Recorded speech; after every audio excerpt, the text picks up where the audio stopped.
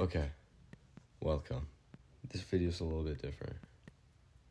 There's no gameplay, no video game or anything. It's just me telling you my plan on how I'm going to run Funko. Yes, the company Funko Pop. You know those little figurines, fucking, I don't know. Fucking like the suit, the little cartoon, fuck, bro. You know what you know what Funko Pops are, and I want to run the company, and this is how I'm gonna do it. Welcome. Okay, so my plan starts out how every good plan should. I'm just lying in my bed. I'm gonna DM the CEO of Funko Pop, Brian Mariotti, obviously. Like who else am I gonna DM? Fucking Jeffrey Bezos to be the CEO. Maybe he could probably buy the company. Alright, that's besides the point. He's not in this plan. Not yet, at least. But anyways, I'm gonna get back to Brian Mariotti a bit later. But I'm going to offer him a challenge, a simple challenge. It's not that hard. It's just me versus him in a 1v1 checkers boxing tournament. Winner takes all. In all, I mean the company, Funko Pop itself. Now the reasons I want to run Funko Pop I'll get into a bit later, but for now, let's talk about the checkers boxing. Now, I chose checkers boxing because, not everyone's good at chess or whatever. So, checkers sounds like a good medium. Good playing field for everyone. But to make it fair, I will balance the scales and give him a prize if he wins. To be nice, I guess. Now, this man is a millionaire. So what could I offer him? Out of anything in the whole world, what would he want? Maybe something that I myself value more than anything else in my whole life. Now what that might be, you ask? Now that's another story. And that would be my Grimace Funko Pop. Yes, my Grimace Funko Pop that I bought in the GameStop of my local mall. Staring up and down the shelves for anything to spend my money on. My eyes locked on to this beauty. Number 86. Part of the McDonald's set. Grimace. Yes. The Grimace Funko Pop. Once I saw this Funko Pop, my life, it felt complete.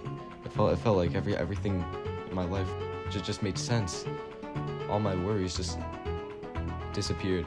Now, I reached up the shelf and went to grab it. And with a smile on my face, I hand the cashier my money and purchase Grimace, and I was on my way home. But this brings me back to why I want to buy Funko. Yes, I want to buy Funko because I want a life-sized Funko Pop of Grimace. And why do I have to become the CEO of Funko Pop to do that? Just think about it.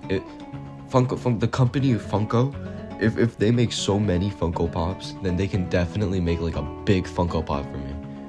And why do I want a life-sized Funko Pop of Grimace? I'll get back to that later. But imagine the possibilities. If I ran Funko, I could make any Funko Pop I want. Like imagine, like a Kanye West Funko Pop, Johnny Sins Funko Pop. But anyways, I feel as though if I was CEO, I'd actually be a better one than the last. Actually, I think I would make the company more profitable than it's ever been before.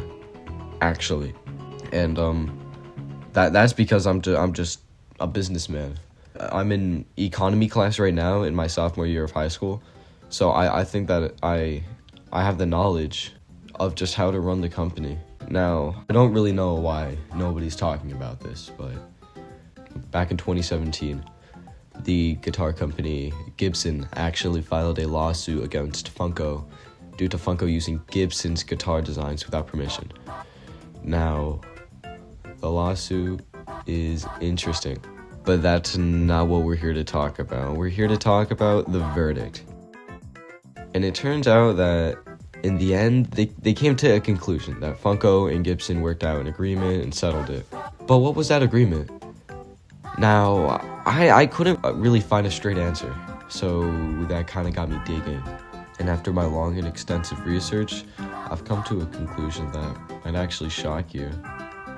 It actually turns out that Funko's CEO, Brian Mariotti, actually kidnapped Gibson himself and locked him away in his basement, and that's how Funko got away with the lawsuit. Now that's why I have to take control of the company of Funko and steer it back on the right path. Now once I own the company, I will make sure that Brian Mariotti has no more influence over the company whatsoever. But not just that, I will rescue Gibson from Brian Mariotti's basement. But the real bad guy isn't who you think it is. You might be thinking that it's Brian Mariotti, but you'd actually be wrong. The real bad guy is actually Andrew Perlmutter. Andrew actually manufactured a life-size Funko Pop of Brian Mariotti and used that to control the company. And that's why I want a life-sized Funko Pop of Grimace, so that I can have that run the company.